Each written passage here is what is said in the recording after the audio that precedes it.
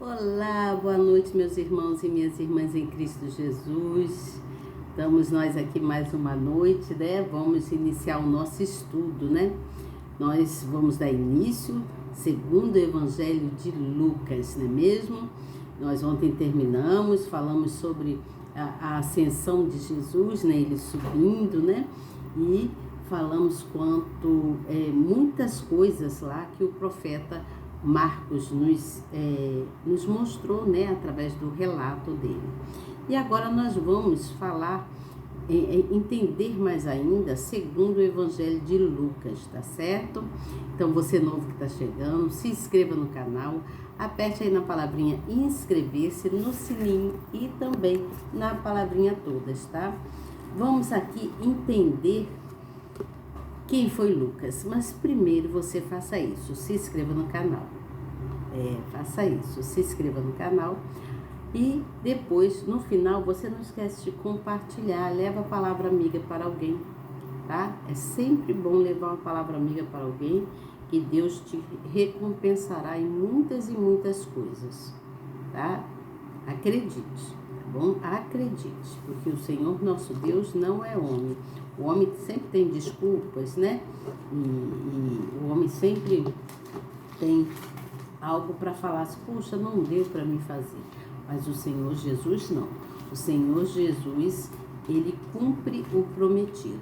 E se ele ver que você está seguindo direitinho, fazendo conforme as orientações dele, né, conforme a palavra diz, então ele ainda te recompensará 2 vezes mais. Ao invés de você receber uma só coisa daquilo que você muito deseja, ele te dará muito mais além, tá certo? Então, seja você um evangelista, seja você um homem, uma mulher de Deus que gosta de levar a palavra amiga para alguém, transmita a palavra para alguém, compartilhe essa palavra que eu trago aqui e convide também alguém para participar aqui do nosso canal, dessa sala tão gloriosa, essa sala cheia de amor, cheia de paz que o Senhor Jesus colocou aqui nos nossos caminhos para a gente seguir, né? A gente seguir aqui na interpretação quanto à palavra dos profetas, né? Dos apóstolos, dos evangelistas, de todos que estão inclusos aqui na palavra dele, aqui na Bíblia, tá certo? A palavra do Senhor é a palavra final, o que manda é a palavra dele, tá certo? Então, você novo que está chegando, não se esqueça de ser você uma pessoa generosa, uma pessoa solidária, uma pessoa que gosta de anunciar, né? Levar a palavra do Senhor Jesus adiante, tá certo? Tá pronto já? Está pronta? Vamos dar início então aqui, exercendo a nossa função, né? O que nós vamos fazer? Nós vamos aqui exercendo o nosso cérebro, fazendo com que os nossos neurônios funcionem e a gente vai entendendo melhor quanto todos os acontecimentos aqui nesse período, né, de Jesus, de tudo o que aconteceu, tá certo? Se você quer aprender algo de Jesus, quer aprender quanto ao Evangelho, primeiro nós precisamos aprender, segundo o Evangelho de Marcos, Lucas e assim sucessivamente. Quanto nós precisamos ir primeiro no Novo Testamento, para que a gente venha entender melhor. Depois, então, a gente volta lá para o início no Velho Testamento, que a coisa vai ficar bem mais clara, você vai ter um entendimento melhor quanto à história quanto essa história de Cristo, né? Quanto os acontecimentos passaram, o que foi, quais foram as dádivas de Jesus, o que aconteceu naquela época, tá certo? Então vamos lá, eu vou ler aqui sobre a introdução, então, segundo o Evangelho de Lucas. E aqui diz assim, ó, versículo de número 1. Tendo muitos compreendido em ordem a narração dos fatos que entre nós se cumpriram, segundo nós transmitiram os mesmos que os presenciaram desde o princípio, e foram ministros da palavra. Pareceu-me também a mim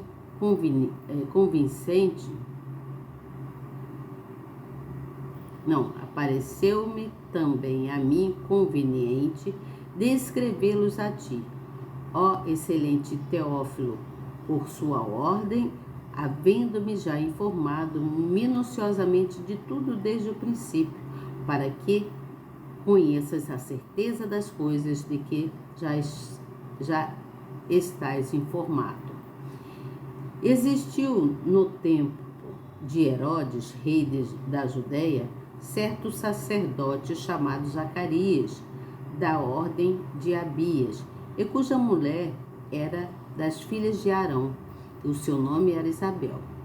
E eram ambos juntos perante Deus, andando sem repreensão em todos os momentos e preceitos do Senhor. E não tinha filhos, porque Isabel era estéril, e ambos eram avançados em idade. E aconteceu que, exercendo ele o sacerdócio diante de Deus na ordem da sua turma, segundo o costume sacerdotal, coube-lhe em sorte entrar no templo do Senhor para oferecer o incenso. E toda a multidão do povo estava fora, orando a hora do incenso. E um anjo do Senhor lhe apareceu, posto em pé, à direita do altar do incenso. E Zacarias, vendo-o, turbou-se e caiu temor sobre ele. Mas o anjo lhe disse: Zacarias, não temas, porque a sua oração foi ouvida. E Isabel, tua mulher, te dará à luz um filho, e chamarás o seu nome João.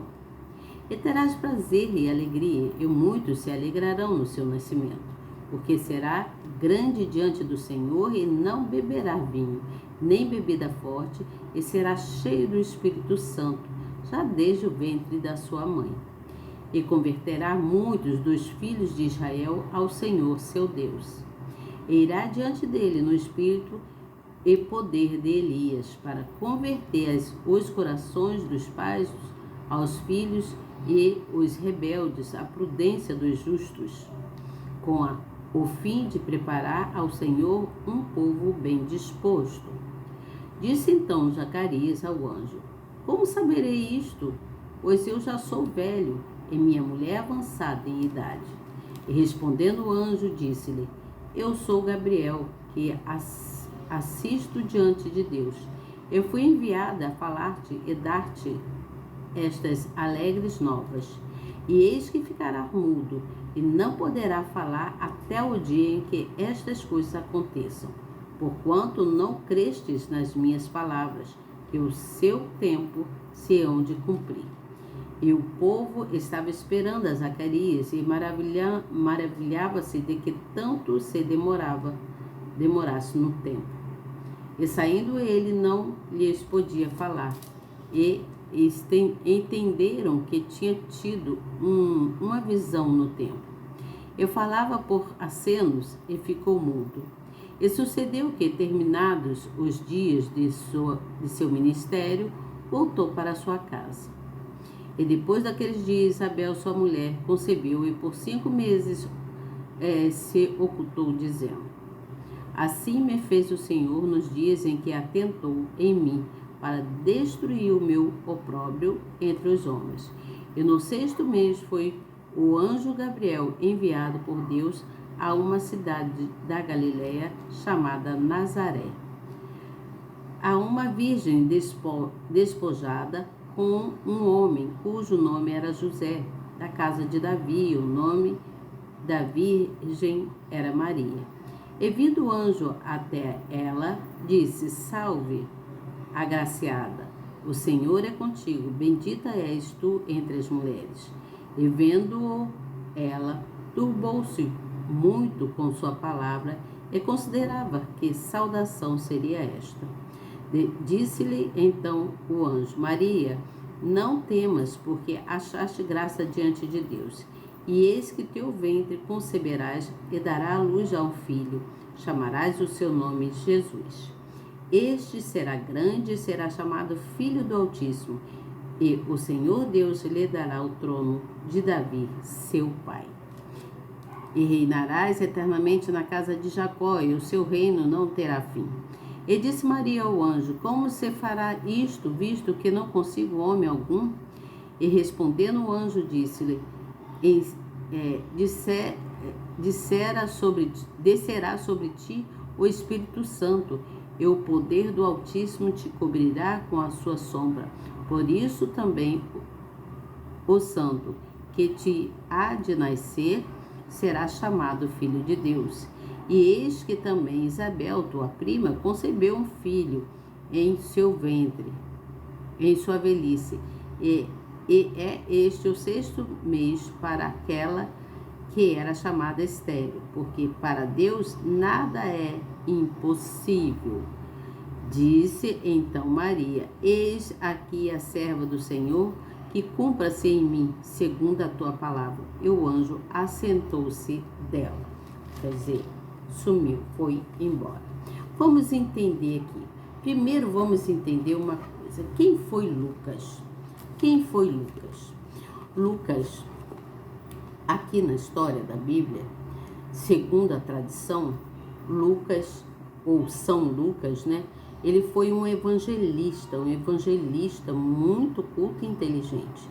Ele foi, ele era sírio, né? Ele nasceu na Antioquia e ele era médico e ele se tornou um discípulo dos apóstolos e ele foi um dos companheiros em missão do apóstolo Paulo, né? Ele andava muito com o apóstolo Paulo. E esse evangelista, o evangelista Lucas, era um homem muito, muito inteligente, muito culto, cheio de conhecimento da graça do Espírito Santo e também cheio de conhecimento de letragem, né? De conhecimento das coisas, fora a graça do Espírito Santo. Ele era cheio disso, né? Do Espírito Santo. Então, esse evangelista Lucas, ele foi o autor do evangelho esse evangelho de Lucas, São Lucas, né? E dos Atos dos Apóstolos, que é o 3º e o 5º livro do Novo Testamento, onde nós estamos aqui lendo o Novo Testamento. Esse Lucas, o evangelista, ele afirma, contando em toda a história que vocês viram ali, eu lendo uma boa parte, né? Ele afirma quanto o nascimento de João Batista, que eu li ali, e também o nascimento de Jesus Cristo. E João Batista, ele era primo de Jesus, né? Ele era primo de Jesus. E não tinha como negar isso, né? Porque do outro lado nasceu também a prima de Maria, né? Onde concebeu também João Batista. E aí, não tinha como negar. E João Batista, ele já nasceu com um propósito, tanto que o evangelista Lucas conta quanto ao propósito de João Batista na terra, que era, ele vinha para anunciar, né, a vinda de Jesus Cristo, né, o Salvador. Ele veio, né, para anunciar a vinda de Jesus Cristo, como conta ali. Então, João Batista, ele batizava nas águas, né? Porque ele precisava que o povo fosse purificado para a vinda de Jesus, né? Que viria em seguida Jesus, né? Que seria o enviado de Deus. E começaria, então, uma nova vida na terra, com todos, né? Já o batismo de Jesus e os seus discípulos foi diferente, né? Porque, assim, a gente aprende que os que vivem de acordo com os ensinamentos de Jesus, né? Aqueles que cumprem, que fazem conforme o ensinamento de Jesus, esses terão bênção, muitas bênçãos, inclusive a vida eterna. Assim explica aqui na palavra do Senhor, né? Está explicando aqui quanto a isso, o que o evangelista Lucas vem contando. Ele vem falando da predição do nascimento de João Batista e de Jesus Cristo. Ele vem falando, ele vem afirmando. A predição aqui, a palavra predição significa afirmação, certeza, convicção. Você entende? Então ele vem afirmando, né, a sua predição quanto ao nascimento de Jesus Cristo, que ele vem falando. E ele foi um médico. Esse evangelista, segundo a palavra diz, que ele foi um médico muito amado e muito companheiro de Paulo, né, nas viagens missionárias que o apóstolo Paulo fazia na época. Então ele escreveu este evangelho mediante os fatos ocorridos, né, ocorridos na época, os fatos oculares e as informações acerca do Senhor Jesus, né, quanto aos fatos ocorridos, tudo que ele viu na época. Então, a riqueza de detalhes deste livro é resultado da inspiração divina do Espírito Santo, né? Que ele era cheio de conhecimento e cheio do Espírito Santo. Vocês viram que eu fui lá, pesquisei quanto a isso. Então, esse resultado vem da inspiração divina, vem da inspiração do Espírito Santo que guiou o evangelista Lucas às verdades profundas sobre a vida e a obra de Jesus Cristo, o Salvador. Então, para isso, Lucas foi reunindo muitos relatos de pessoas da época e registrando tudo que as pessoas, que ele conseguia como relato. E ele registrava daqueles que viveram com ele naquela época, você entende? Então, muitos como os apóstolos, né? E como o caso de Maria e outras testemunhas, que Maria aqui, no caso a Maria Virgem, que é onde nasceu, foi concebida nela, ela foi concebida pelo Espírito Santo, onde Jesus nasceria, não é mesmo? Então, o evangelista Lucas, ele escreveu o segundo evangelho dele, trazendo essa mensagem universal que revela o propósito da vinda do Filho de Deus ao mundo para buscar a salvação de todos os perdidos. Você entendeu essa introdução aqui? Aqui foi feita uma introdução de o que é, né, essa história, o que ela vem dizer, o que o evangelista Lucas, né, ele vem falando. Muitas pessoas pensam segundo o evangelho, como vem o título segundo o evangelho de Lucas, muitas pessoas pensam que Lucas era um profeta. Não, Lucas foi um evangelista e ele foi médico. Ele nasceu na Síria, né, na Etiópia, e ele acompanhava muito, né, ele se tornou um discípulo em missão, acompanhando o apóstolo Paulo, né? E também conta que Lucas, ele relata no Evangelho também para Teófilo, que foi um homem da cidade de cidadania incerta. Ele não tinha local certo onde ele vivia, que pela forma como foi saudado pelo evangelista, como ele conta, é provável que esse homem possuísse um alto cargo ou uma posição social elevada, porque ele não tinha local certo de viver, né? E depois ele vem falando sobre Zacarias, né, e Isabel, que eram considerados justos e irrepreensíveis diante de Deus. Você entende? Eles eram pessoas justas, porque andavam de acordo com os preceitos, né, de Deus, de acordo com os preceitos divinos. Eles procuravam fazer o que era correto diante dos olhos de Deus. E eles eram irrepreensíveis porque tinham uma conduta de uma moral exemplar. A moral deles era muito excelente. Então, esse casal, eles eram descendentes da tribo de Levi, né? Eles eram lá da tribo de Levi. E Zacarias possuía dotes perversos da sua época, naquela época, né, que se julgavam justos aos próprios olhos. Zacarias era assim. Então, Zacarias e Isabel formavam o par perfeito no sentido espiritual, nesse caso espiritual, você entende? Porque os dois eram sinceros, todos os dois zelavam pela obediência ao Pai, ao Altíssimo Deus. Você entende agora? Por isso, foi com o evangelista Lucas, ele pegou então aí muitas informações, né, de muitos, para poder escrever com detalhes, falar com detalhes quanto aos acontecimentos da predição, né? Quanto aos acontecimentos do nascimento, a confirmação dele, a convicção do nascimento de João Batista e de Jesus. Aí é onde ele conta sobre Isabel, que era estéril, e o que era considerado por muitos como ela era reprovada, né? Ela era reprovada por muitos, né? Porque ela era estéril.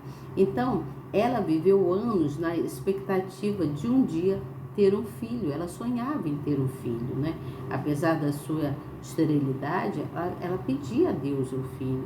E mesmo na velhice, com toda a velhice, ela não permitiu que ela não permitiu se frustrar, que houvesse frustração, né? Ela se permitiu, ela tinha confiança e ela era muito fiel ao Senhor Jesus, mesmo ela sabendo que era estéril, que ela, mesmo diante da esterilidade dela, ela tinha a convicção que Deus poderia lhe dar um filho. Ela era muito fiel. Então, ela foi recompensada, né? Porque ela orava muito, ela pedia muito a Deus, e ela foi recompensada, recebendo não apenas o filho dela, mas sobretudo o profeta que anunciaria o Salvador que estava por vir. O filho dela, João Batista, quando ela concebeu João Batista, ele que iria anunciar a vinda de Jesus Cristo.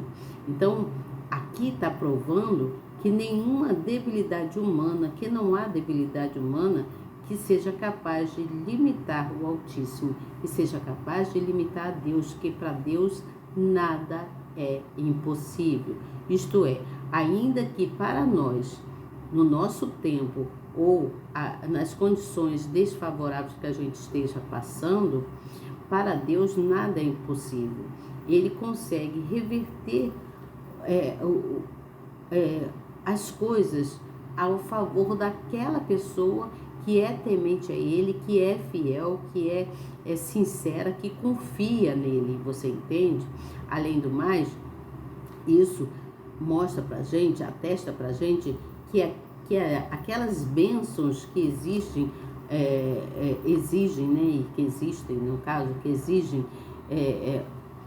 assim, uma espera muito longa de Deus, elas serão recompensadas, né? Serão recompensadas por Deus com respostas assim extraordinárias, respostas que a gente pensa que nunca viria, né? Então viria com respostas extraordinárias, como aconteceu também no caso com Abraão, né? Abrão e Sara.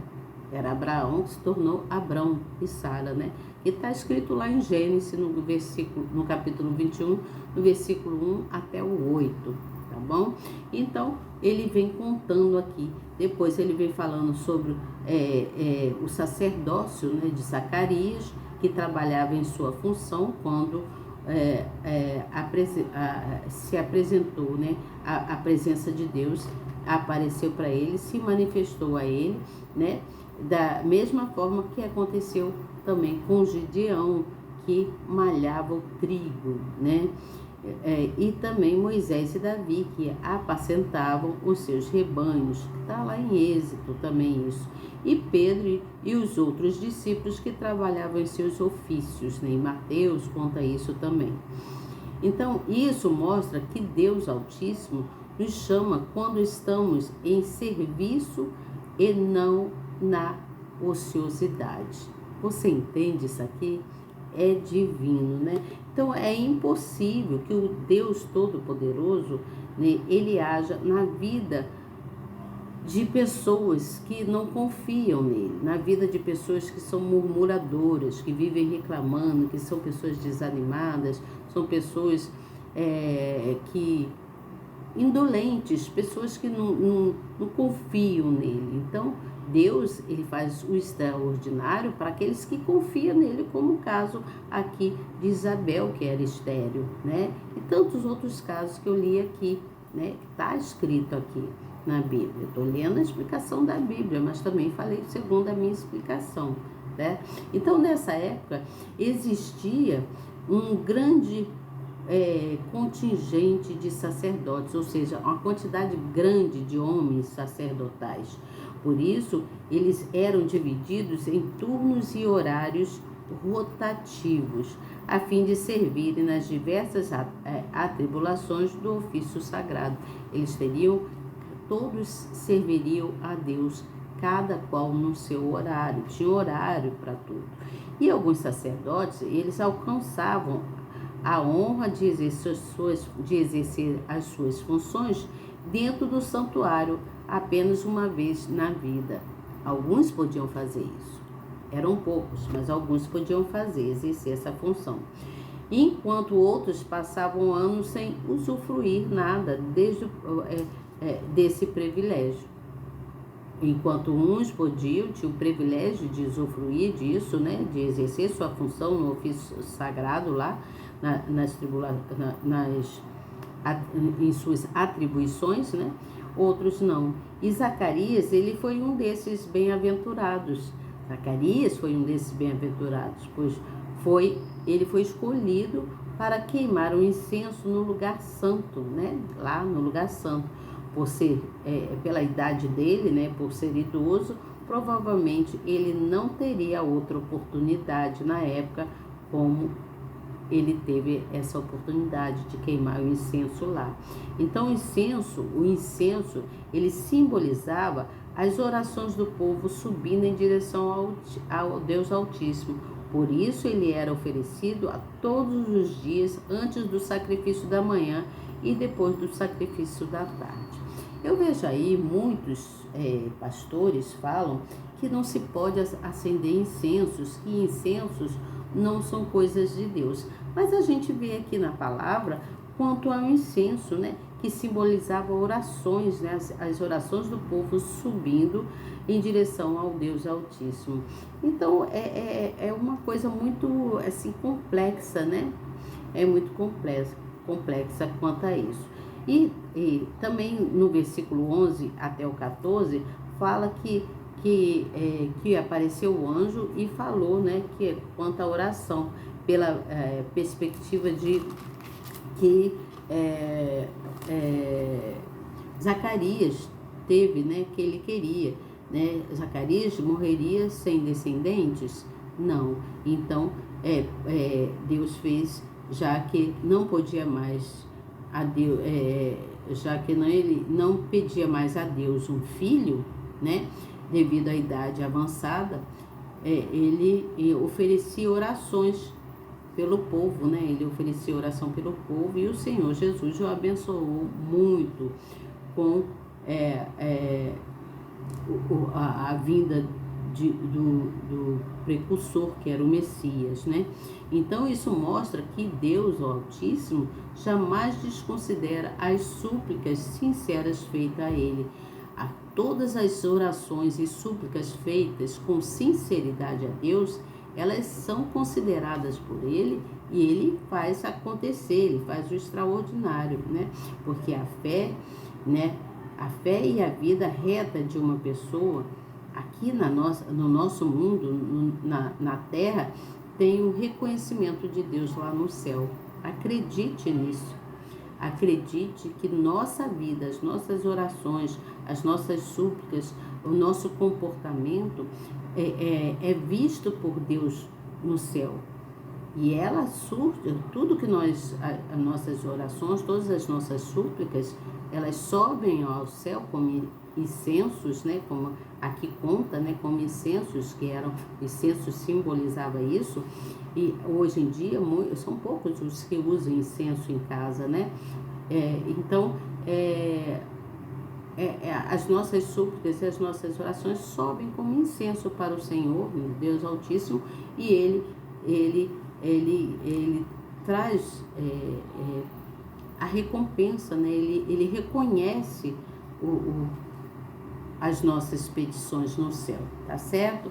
Então, eu vou parar por aqui. Amanhã eu dou continuidade com vocês quanto a esse respeito, tá bom? Falamos sobre a introdução do evangelista Lucas, que ele era um médico e tudo mais, né? Sabemos como ele fez essa predição, porque ele tinha convicção, ele fez um relato, né? Após mediante os fatos, né, ocorridos, os fatos oculares e as informações acerca do Senhor Jesus naquela época. Então ele escreveu segundo o evangelho dele, segundo o evangelho do evangelista Lucas. Por isso é dito isso, tá bom? Então Lucas, ele foi um evangelista muito abençoado, que vem nos contando muita história aqui, que eu vou continuar com vocês amanhã, tá certo? Que Deus abençoe grandemente, fiquem em paz, fiquem com Jesus e que nós possamos permanecer firmes. Vamos continuar orando, engrandecendo o nome do Senhor, levando a palavra deles para aqueles que não conhecem, né? Vamos mostrar para o Senhor Jesus que nós estamos aqui para servi-lo, que nós o amamos, que nós estamos em verdade com ele. Somos pessoas verdadeiras e justas e queremos o melhor, né? Vamos vestir, né? Vamos nos vestir vamos nos vestir da recompensa, né, que o Senhor Jesus tem para a gente, para que a gente venha chegar à nossa salvação, tá certo? Que Deus abençoe grandemente e até amanhã, se Deus quiser. E eu tenho certeza que Ele quer. Tchau!